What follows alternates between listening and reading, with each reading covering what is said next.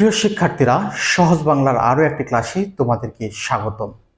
আজকে আমরা যে বিষয়টি নিয়ে আলোচনা করব সেটি তোমাদের জন্য অত্যন্ত গুরুত্বপূর্ণ, কারণ আজকে আমাদের আলোচনার বিষয় হচ্ছে উচ্চারণ। এবং উচ্চারণ হচ্ছে বাংলা দ্বিতীয় পত্র অর্থাৎ ব্যাকরণের অন্যতম গুরুত্বপূর্ণ এবং কঠিন একটি বিষয়, যা তোমরা মনে করো আর কি। তো আজকে আমরা চেষ্টা করব এই উচ্চারণকে অত্যন্ত সহজবোধ্য তোমাদের মাঝে উপস্থাপন করার জন্য। তাহলে আমরা প্রথমেই চলে আসি যে বিষয়টি নিয়ে, যে উচ্চারণ জিনিসটা কি। উচ্চারণ মূলত হচ্ছে বাচনভঙ্গি, অর্থাৎ একজন ব্যক্তি যে বাচনভঙ্গিতে কথা বলে তাকে মূলত আমরা উচ্চারণ বলে থাকি। আর সেটি মূলত একটা নির্দিষ্ট ভৌগোলিক এলাকা বা অঞ্চলকে প্রতিনিধিত্ব করে। তাহলে বলা যেতে পারে একটা নির্দিষ্ট ভৌগোলিক এলাকা বা অঞ্চলের মানুষজন যে বাচনভঙ্গিতে কথা বলে তাকে কি বলা হয়? উচ্চারণ বলা হয়। আমাদের আগেই জানতে হবে ভাষা কাকে বলে। হ্যাঁ, ভাষা হচ্ছে যখন আমরা নির্দিষ্ট ধ্বনি সমষ্টির সাহায্যে আমাদের মনের ভাব আদান প্রদান করে থাকি, তাকে মূলত আমরা ভাষা বলে থাকি। অর্থাৎ আমাদের মনের ভাব আদান প্রদানের মাধ্যমই হচ্ছে ভাষা। তাহলে এই প্রক্রিয়ায় আমরা ভাষা সম্পর্কে আরো বিভিন্ন মত কিন্তু পেয়ে থাকি। যেমন এই যে ভাষা শব্দটি এসেছে মূলত সংস্কৃত ভাষ শব্দ থেকে এসেছে। সংস্কৃত ভাষ মানে হচ্ছে বলা। ভাষ শব্দের অর্থ কি? ভাষ শব্দের অর্থ হচ্ছে বলা। অর্থাৎ ভাষ এটা মূলত একটা ধাতু, তো এর অর্থ হচ্ছে বলা। তাই আমরা যা বলি তাকে বলতে পারি ভাষা। অথবা ব্যাপক ব্যাপক অর্থে আমরা বলতে পারি যে কণ্ঠ নিঃসৃত অর্থবহ ধ্বনি সমষ্টির সাহায্যে মানুষের মনের ভাব প্রকাশ ও আদান প্রদান করার স্বাভাবিক প্রক্রিয়ার নামই হচ্ছে ভাষা। অথবা ডক্টর মোহাম্মদ শহীদুল্লাহর মত যদি আমরা অনুসরণ করি, তাহলে মনুষ্য জাতি যে ধ্বনি বা ধ্বনি সকল দ্বারা মনের ভাব প্রকাশ করে তার নামই হচ্ছে ভাষা। অর্থাৎ আমরা ওই যে পূর্বের কথাতেই ফিরে গেলাম, যে ধ্বনি সমষ্টির সাহায্যে মনের ভাব আদান প্রদান করার নামই হচ্ছে ভাষা। তাহলে এই যে ধ্বনি সমষ্টি দ্বারাই কি ভাষা গঠিত হয়?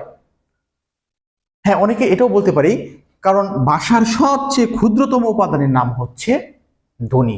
অর্থাৎ ভাষার সবচেয়ে ক্ষুদ্রতম মৌলিক এককের নাম হচ্ছে ধ্বনি। কিন্তু সরাসরি কিন্তু আমরা ভাষা থেকে ধ্বনি পাই না। কারণ কি? ভাষাকে এভাবেও সংজ্ঞায়িত হয়, কয়েকটি বাক্য দ্বারা যখন আমাদের মনের ভাব আদান প্রদান করে থাকি তার নাম হচ্ছে ভাষা। তাহলে বলা যেতে পারে ভাষাকে যদি আমরা ভাঙি, তাহলে সেখানে প্রথমে যে জিনিসটা পাই বাক্য, সেই বাক্যকে ভাঙলে আমরা যে জিনিসটি পাই পদ বা শব্দ, তাকে ভাঙলে আমরা যেটি পাই সেটি হচ্ছে অক্ষর, তাকে ভাঙলে আমরা যেটি পাই সেটি হচ্ছে যে বর্ণ কিংবা ধ্বনি। বর্ণ কিংবা কি? ধ্বনি। ক্লিয়ার? তার মানে এটা একটা চক্র অনুসরণ করে থাকে। এভাবে আবার উল্টা দিক থেকেও হতে পারে, ধ্বনির মাধ্যমে হয় অক্ষর বা শব্দ বা পদ, সেখান থেকে হয় বাক্য এবং সেখান থেকে হয় ভাষা। আবার একে ভাঙলে আমরা কি পাই? ধ্বনি পেয়ে থাকি। তাহলে আমরা যদি একটু আলোচনা করি যে বাক্য কাকে বলে, এই জায়গায় আমি দেখি অধিকাংশ শিক্ষার্থীরা ভুল করে, যে তোমরা কি বলো কয়েকটি শব্দ দ্বারা যখন আমরা আমাদের মনের ভাব প্রকাশ করে থাকি তখন তাকে কি বলে? বাক্য বলে। যেমন আমি ভাত খাই, কয়েকটা শব্দ দিয়ে আমি মনের ভাব প্রকাশ করেছি, তাহলে এটা একটা বাক্য। কিন্তু এটাকে আমরা কি সবসময় বাক্য বলতে পারি না। যেমন আমি যদি বলি যে মাঠ গরু ঘাস খায়, মাঠ গরু ঘাস খায়, তাহলে এটা কি একটা বাক্য? হ্যাঁ, কয়েকটা পদ তো আমি সাজিয়ে দিয়েছি, পরস্পর একের পরে এক সুন্দর করে সাজিয়ে দিচ্ছি, তাহলে কি এটা বাক্য? বলবো যে স্যার এটা হয় নাই, যে এভাবে তো বললা হবে না। তাহলে কিভাবে বললে হবে? বললে হবে যদি বলো যে মাঠে গরু ঘাস খায়, তখন তাকে আমরা কি বলতেছি? যে এটা একটা বাক্য। কারণ এখানে একটা বিভক্তি আছে, যখন বিভক্তিটা যুক্ত হয়েছে তখন আর সে শব্দ নাই, সে হয়ে গেছে পদ। পদ কাকে বলে? বাক্যে ব্যবহৃত বিভক্তি যুক্ত শব্দকে কি বলে? পদ বলে। হ্যাঁ, বিভক্তি হচ্ছে এক ধরনের লগ্ন বা শব্দাংশ। এটা নিয়ে আমরা অন্য আরেকটি ক্লাসে আলোচনা করব। অর্থাৎ বিভক্তিযুক্ত শব্দকে আমরা কি বলে থাকি? পদ বলে থাকি। তাহলে এই পর্যায়ে আমরা যদি আসি, যে বাক্যকে আমরা কি পাই? হ্যাঁ, কয়েকটা পদ দিয়ে যখন বক্তার সম্পূর্ণ মনোভাব প্রকাশিত হয় তাকে বাক্য বলে। অথবা বলতে পারো পদ সমষ্টি দ্বারা যখন বক্তার সম্পূর্ণ মনোভাব বা আকাঙ্ক্ষা প্রকাশিত হয় তাকে কি বলে? বাক্য বলে। কিন্তু এই পর্যায়ে আমি যে সংজ্ঞাটাকে একদম যৌক্তিকভাবে আমি গ্রহণ করে থাকি সেটা হচ্ছে মুনীর চৌধুরী ও মোফাজ্জল হায়দার চৌধুরী সংজ্ঞা দ্বারা পরিষ্কারভাবে বাক্যের সংজ্ঞা পাওয়া যায়। তারা কি বলেছিলেন যে সুবিন্যস্ত পদ সমষ্টি দ্বারা কোনো বিষয়ে বক্তা সম্পূর্ণ মনোভাব প্রকাশিত হয় তাকে কি বলে? বাক্য বলে। সুবিন্যস্ত, সুন্দরভাবে বিন্যাস করা আছে, একটা শব্দের পরে একটা শব্দ, অর্থাৎ একটা পদের পরে একটা পদ কিন্তু এখানে সাজানো আছে। যেমন সবার আগে মাঠ আসার কথা, মাঠকে নিয়ে আসছি আমরা, সেই মাঠের মাঝে কি গরু ঘাস খাচ্ছে, অর্থাৎ ক্রিয়া সবার শেষে থাকার কথা। কারণ আমরা বাংলা বাক্যের গঠন জানি কর্তা প্লাস কর্ম প্লাস ক্রিয়া, তাহলে এই যে সুন্দর বিন্যাসটা কিন্তু অনুসরণ করছে। ফলে তারপর কি বলতেছে? পদ সমষ্টি। তবে সমষ্টি কখনো হয় একের অধিক হলে তাকে আমরা কি বলি? সমষ্টি। তাহলে এখানে একের অধিক কিন্তু আমরা দেখতেছি। কোনো বিষয়ে একটা নির্দিষ্ট বিষয়ের কথা বলা হচ্ছে এখানে। বক্তা যে বলে তাকে কি বলি? বক্তা। তাহলে আমি বলতেছি যে মাঠে গরু ঘাস খায়, তাহলে আমি একটা নির্দিষ্ট বিষয়ে বলতেছি, তাহলে আমি বক্তা, এবং সেটা দিয়ে আমার মনে ভাব সম্পূর্ণ প্রকাশ করতে পারতেছি, তার মানে হচ্ছে বাক্য। ক্লিয়ার? তাহলে আমরা বাক্য কি বাংলা কি পাই? পদ পাই। পদ কি? বিভক্তিযুক্ত শব্দ কি বলি আমরা? পদ বলি। তাহলে শব্দ এবং পদ কি আলাদা জিনিস? না, শব্দ এবং পদ কিন্তু আলাদা জিনিস না। আলাদা জিনিস, অল্প একটু আলাদা, কিন্তু সেটা বহু দূরের বিষয় না। কারণ কি? এই যে এখানে প্রত্যেকটা পদেই হচ্ছে এক একটা শব্দ, প্রত্যেকটা পদে কি এখানে এক একটা কি শব্দ, কিন্তু সকল পদেই যদি যেমন শব্দ, কিন্তু সকল শব্দ কি না? পদ না। কারণ পদ হইতে গেলে তাকে বিভক্তিযুক্ত হইয়া বাক্যে ব্যবহৃত হইতে হবে। এখন প্রশ্ন হচ্ছে যে স্যার এখানে শুধুমাত্র কি একটা বিভক্তি? হ্যাঁ, এখানে এ বিভক্তি আছে, বাকিগুলোর মাঝে শূন্য বিভক্তি আছে। তার মানে বাক্যের মাঝে যখন ব্যবহৃত হচ্ছে তখন সেই শব্দগুলা শব্দ নয়, সেগুলো হয়ে গেছে পদ। এই জন্য আমরা বলে থাকি যে সকল পদই শব্দ, কিন্তু সকল শব্দ পদ নয়। তাহলে শব্দ কাকে বলে? হ্যাঁ, কয়েকটা অক্ষর অথবা কয়েকটা ধ্বনির সমষ্টি দ্বারা যখন আমরা একটা নির্দিষ্ট অর্থ প্রকাশ করি তাকে কি বলে? শব্দ বলে। যেমন মাঠে, মাঠে মাঠ প্রকাশ করতেছি। এখন যদি বলি যে না আমার এই যে মাথাটা হচ্ছে একটা মাঠ, সেটা সম্ভব না। তাহলে মাঠ মানে কি? মাঠ। গরু, হ্যাঁ গরুকেই বলতে হবে গরুই গরু, তাই না? ঘাস, ঘাসকেই বলতে হবে ঘাস, একটা নির্দিষ্ট অর্থ প্রকাশ করতেছে। এখন আমি বললাম যে কলম, এবং দেখায় বললাম যে মার্কার, এটা কলম, তুমি মানবা না? মানবা না।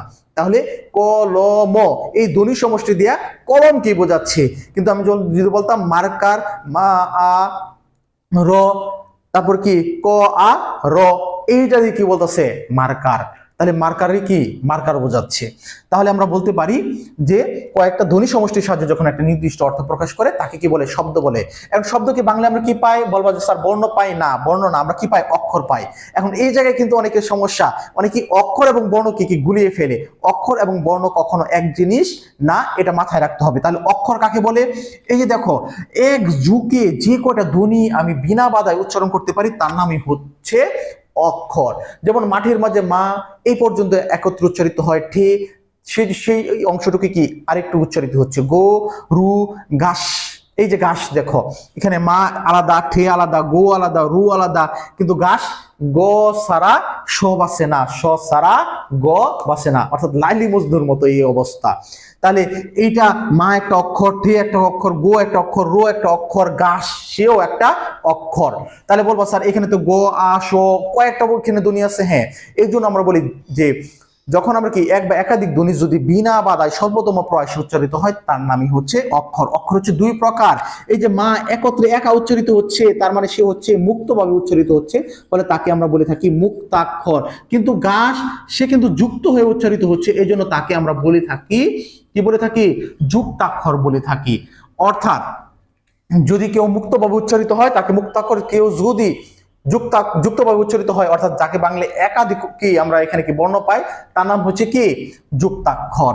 আমি বলবো স্যার মায়ের সাথে তো আ আছে, আ হচ্ছে কার, সে কিন্তু পূর্ণরূপে নাই। পূর্ণরূপে থাকলে কিন্তু আমরা তাকে কি বলতে পারতাম যে সে কি একটা অক্ষরের যোগ্যতা দাবি রাখতো, যে মা একটা যুক্তাক্ষরে দাবি রাখতো। যেমন অক্ষরের কথা যদি আমরা আসি, তাহলে দেখো এখানে অক্ষর উচ্চারিত হচ্ছে অক্ষর, অক্ষর, অক একটা যুক্তাক্ষর, খর হচ্ছে কি একটা যুক্তাক্ষর। এই অ সারা ক বাসে না, আর ক সারা অ বাসে না, খ সারা র বাসে না, র সারা কি খ বাসে না। তাহলে এই অবস্থা। তাহলে আমরা যদি বলি যে এক বা একাধিক ধ্বনি যদি বিনা বাধায় স্বল্পতম প্রয়াস উচ্চারিত হয় তাকে কি বলে?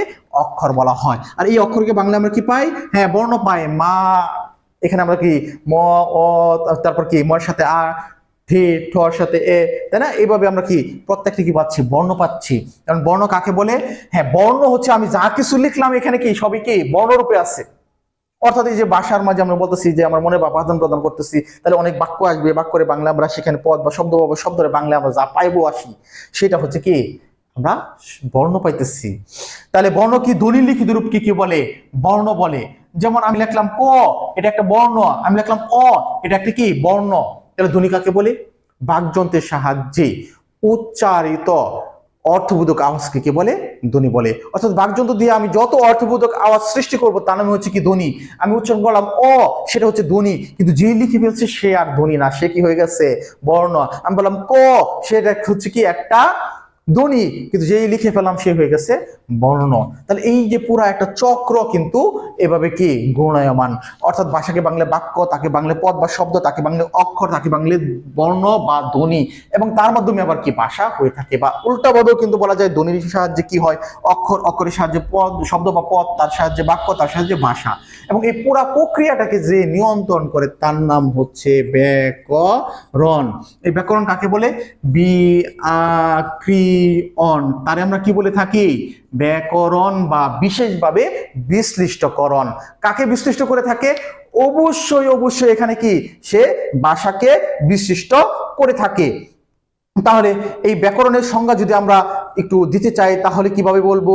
যে নিয়মের মাধ্যমে ভাষাকে আমরা সুন্দর ও শুদ্ধ সুশৃঙ্খল ভাবে প্রকাশ করে থাকি তার নামই হচ্ছে মূলত ব্যাকরণ। তার নাম কি? তার নাম হচ্ছে কি ব্যাকরণ। অথবা ডক্টর মোহাম্মদ শহীদুল্লাহ বাংলা ব্যাকরণের সংজ্ঞা দিতে যা বলেছিলেন, যে শাস্ত্র পাঠ করিলে ভাষাকে শুদ্ধ রূপে লিখতে পড়তে বলতে পারা যায় তার নামই হচ্ছে কি ব্যাকরণ। তাহলে বাংলা ব্যাকরণ কি? অর্থাৎ যে এটা আমরা সংজ্ঞা পাইলাম, তাহলে ব্যাকরণ কি? তাহলে বোঝা গেল যে শাস্ত্র কি আমরা পাঠ করলে বা পড়লে যে ভাষাকে সুন্দরভাবে শুদ্ধ রূপে লিখতে পড়তে বলতে পারি তার নাম হচ্ছে ব্যাকরণ। তাহলে এই হচ্ছে আজকে আমাদের উচ্চারণ নিয়ে প্রাথমিক একটা আলোচনা। এই আলোচনাটা আর একটু সুন্দর হতে পারতো। আমি ইতিমধ্যে আরো একটা ভিডিও করেছিলাম যেটি আসলে টেকনিক্যাল কারণে ডিলিট হয়ে গেছে, এবং পুনর্বার আমাকে রেকর্ড করতে হলো এই ভিডিওটি। তারপরও আমি চেষ্টা করেছি তোমাদের সুন্দরভাবে বুঝিয়ে দেওয়ার জন্য। কারো যদি কোনো প্রশ্ন থাকে এই বিষয়গুলো নিয়ে, তাহলে তোমরা এখানে কমেন্ট বক্সে প্রশ্ন করতে পারো। তো এই পর্যায়ে তোমাদের কাছে একটা আমার আবেদন থাকবে, সহজ বাংলা আমাদের ইউটিউব যে চ্যানেলটি রয়েছে সেটি তোমরা সাবস্ক্রাইব করবে, লাইক কমেন্ট করে আমাদের উৎসাহ প্রদান করবে। কারণ তোমাদের জন্যই এই আয়োজন, এবং এই যে আয়োজনটি আমরা আরো বেশি সুন্দর করতে পারবো, আরো বেশি এটাকে সুন্দর বা সৌন্দর্যমণ্ডিত করতে পারবো তোমাদের উৎসাহ পেলে। এবং আমরা চেষ্টা করব, আমরা আজকে আসলে রাত্রে এখানে ভিডিওটা ধারণ করতেছি, এবং যেহেতু একা একা ভিডিও ধারণ করতেছি তো এই কারণে ফ্রন্ট ক্যামেরা দিয়ে করতে হয়েছে। ভিডিও রেজুলেশন কিছুটা খারাপ হতে পারে বা হচ্ছে, কারণ ব্যাক ক্যামেরা দিয়ে আসলে টেকনিক্যাল সমস্যার কারণে আমার ভিডিওটি ডিলিট হয়ে গেছে। তো এই জন্য ফ্রন্ট ক্যামেরায় করতেছি। তারপর আশা করি এই বাধা প্রতিবন্ধকতাগুলো তোমরা দূরে রেখে আমাদের ক্লাসগুলো নিয়মিত করবে। আর আমরা আজকে এই ক্লাসটি যে আলোচনাগুলো করেছি, তোমাদের যদি কোনো সমস্যা হয় প্রশ্ন থাকলে প্রশ্ন করতে পারো। এবং আমরা এর ভিতর দিয়ে আসলে এই যে যা যা আলোচনা করলাম প্রত্যেকটি জিনিস আমাদের উচ্চারণের মাঝে কাজে লাগবে, কারণ আমরা একটা নতুন প্রক্রিয়া উচ্চারণ ক্লাসগুলো আমরা করব। সবাইকে অনেক অনেক ধন্যবাদ। আমাদের সহজ বাংলা ফেসবুক পেজকে লাইক, কমেন্ট এবং শেয়ারের মাধ্যমে আরও বর্ণিল করবে, সবার কাছে পৌঁছে দেবে, এবং ইউটিউব চ্যানেলটিকে সাবস্ক্রাইব করার অনুরোধ রইল। আল্লাহ হাফেজ।